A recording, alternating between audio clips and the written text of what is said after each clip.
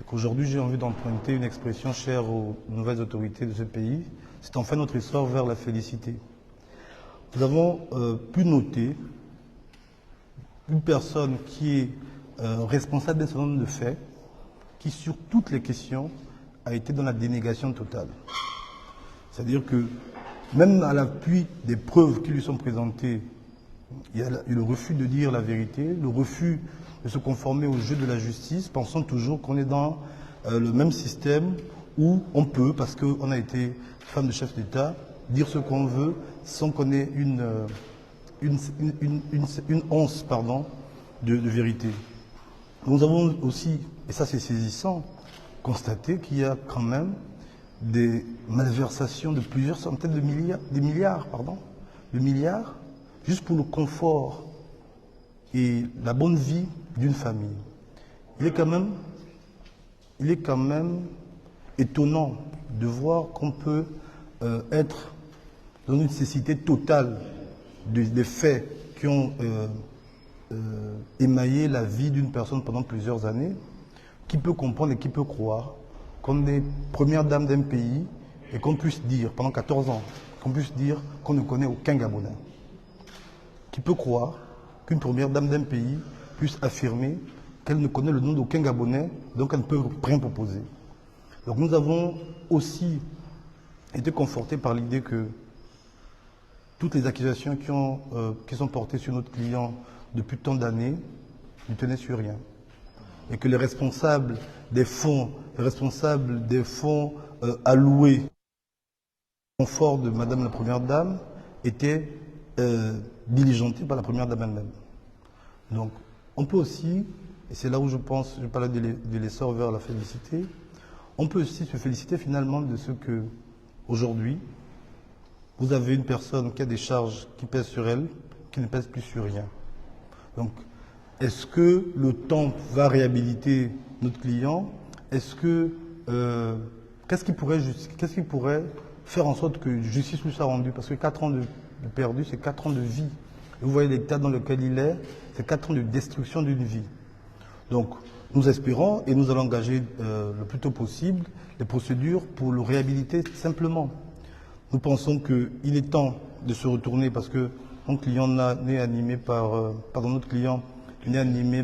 aucune haine, aucun esprit de vengeance. Là, en ce moment, la nécessité, c'est de qu'il se soigne.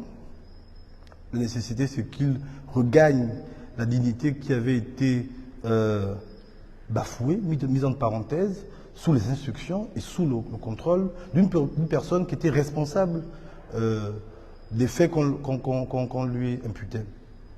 Vous vous souvenez au procès de Patrici, lorsque nous avons évoqué le fait que les sommes d'argent qui pourraient sortir de la GOC étaient à l'instigation de la Première Dame, après notre interrogatoire, après notre confrontation, nous nous sommes rendus compte qu'il ne disait que la vérité. Et vous ne pouvez pas dire, sur la base d'un document, par exemple, d'un relevé bancaire qui établit clairement qu'il y a des centaines de millions qui sont sortis pour vous, dire je ne sais pas de quoi il s'agit.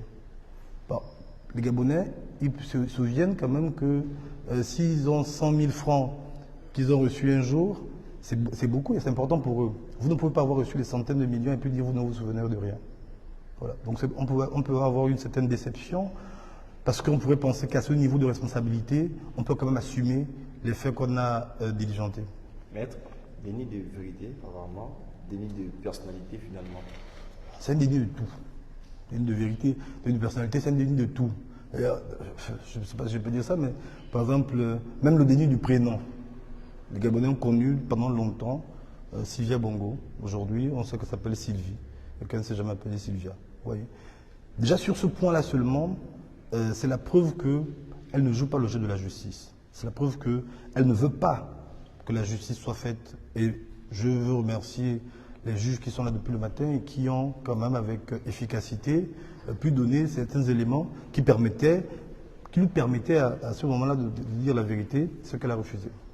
Maître Dieu, quel scénario, à quoi s'attendre finalement face à quelqu'un, une personne qui décide de ne pas jouer le jeu de la justice, alors que vous dans votre démarche, vous cherchez à rétablir dans ses droits, votre client qui finalement ne serait pas impliqué dans tout ce qui lui serait reproché?